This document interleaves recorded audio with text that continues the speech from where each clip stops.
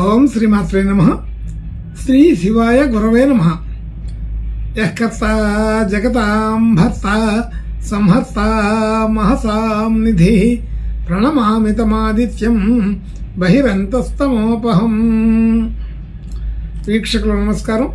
నేను మీ దేవులపల్లి రామకృష్ణ శాస్త్రి, ఆర్కే మాతృశ్రీ తెలుగు జ్యోతిషపరమైన యూట్యూబ్ ఛానల్. ఇప్పుడు సెప్టెంబర్ నెల 15వ తేదీ నుండి సెప్టెంబర్ నెల 21వ తేదీ వరకు గల గ్రహ స్థితి గతులని ఒకసారి పరిశీలన చేద్దాం. సింహరాశిలో రవి బుధ గ్రహాలు, కన్యారాశిలో శుక్రగ్రహం నీచ స్థితి, కేతువు కూడా అక్కడే ఉన్నారు. మకర రాశిలో చంద్రగ్రహం, కుంభరాశిలో శనిగ్రహం వక్రస్థితి,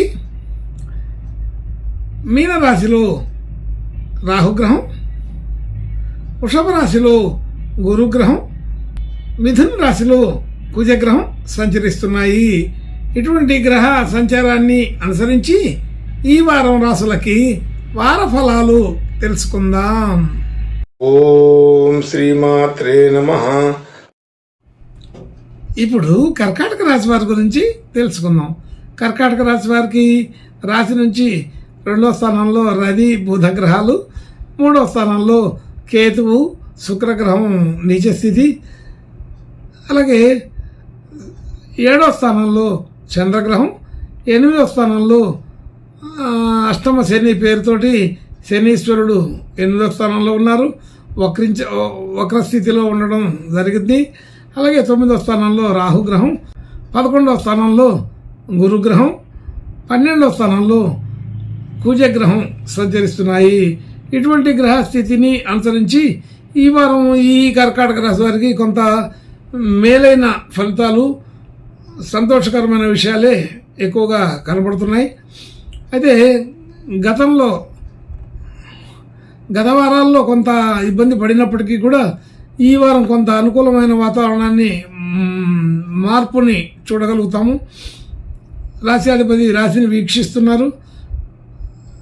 అలాగే ఆలోచన తీరు అంతా కూడా బాగా అనుకూలంగానే ఉంటుంది. చురుకుగా నిర్ణయాలు తీసుకోవడం, అలాగే చురుకుగా అమలు చేయడం కూడా జరుగుతుంటుంది. ధన యోగాదులు సాధారణంగా బాగానే ఉన్నాయి. అనుకూలత ఉన్నది.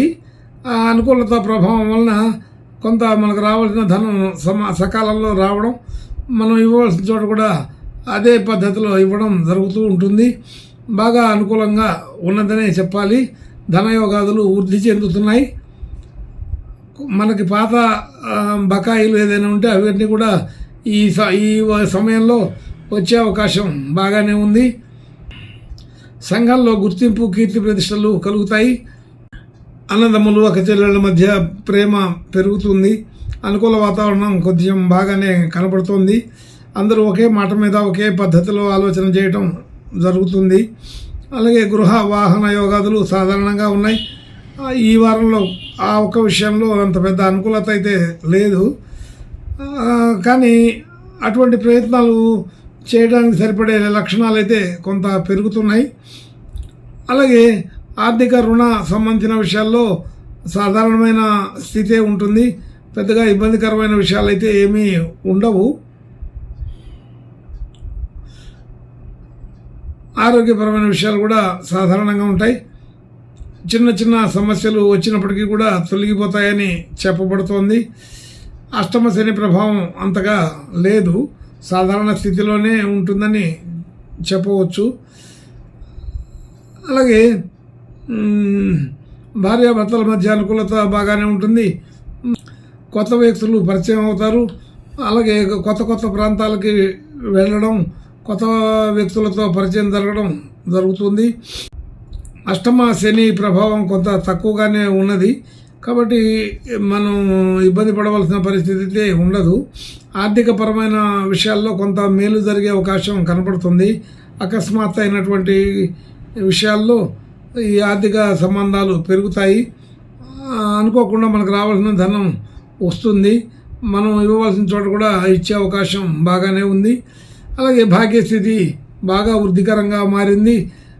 దూర ప్రాంతాలు దూరదేశాలు ప్రయాణం చేయాలనుకునే వాళ్ళకి అలాగే అక్కడి నుంచి మంచి వార్తలు వినటం జరుగుతుంటుంది.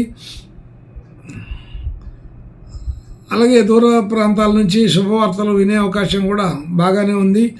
అలాగే ఉద్యోగ స్థితిలో కూడా మంచి అనుకూలమైన మార్పులు జరిగే అవకాశం ఉన్నది. అయితే కొత్తగా ఉద్యోగ ప్రయత్నాలు చేసే వాళ్ళకి, కొత్త వ్యాపార ప్రయత్నాలు చేసే వాళ్ళకి మాత్రం అంత అనుకూలం కాదు. ఉద్యోగ స్థితిలో మార్పులు చేర్పులు కోరుకునే వాళ్ళకి ఇది అవకాశంగానే ఉంటుంది. అనుకూలమైన వాతావరణం బాగానే కనబడుతోంది. అలాగే మంచి గుర్తింపు, కీర్తి ప్రతిష్టలు కలిగే అవకాశం కూడా బాగానే ఉంది. ఆర్థికపరమైన విషయాల్లో చాలా అనుకూలంగా ఉంది. ఇవన్నీ కూడా ఈ వారంలో గమనించదగిన విషయాలు. అలాగే ఖర్చుల విషయంలోకి వస్తే కొంత రిపేర్లకి ఖర్చు పెట్టవలసిన పరిస్థితి ఉంటుంది. అలాగే ప్రయాణాలు చేయడానికి కొంత ఖర్చు పెట్టవలసి వస్తుంది. దైవ దర్శనాలు, తీర్థయాత్రలు, ప్రయాణాలు మొదలైన విషయాల్లోనే ఎక్కువ ఖర్చులు కనపడుతున్నాయి. సాధారణ కుటుంబ ఖర్చులు సాధారణంగానే ఉంటుంటాయి కాబట్టి కొంచెం ఖర్చులు పెరుగుతాయని అర్థమవుతుంది. అలాగే రాబడి కూడా కొంత పెరిగే అవకాశం ఉన్నది. ఇంకా మంచి శుభలక్షణాలు కలగడం కోసం ఈ కర్కాటక రాశి వారు ఈ వారం ఆంజనేయ స్వామి ప్రార్థన నమస్కారాలు చేసుకుంటే ఇంకా బాగా అనుకూలంగా ఉంటుందని తెలుస్తోంది. శుభం భూయాత్. ఓం శ్రీమాత్రే నమః.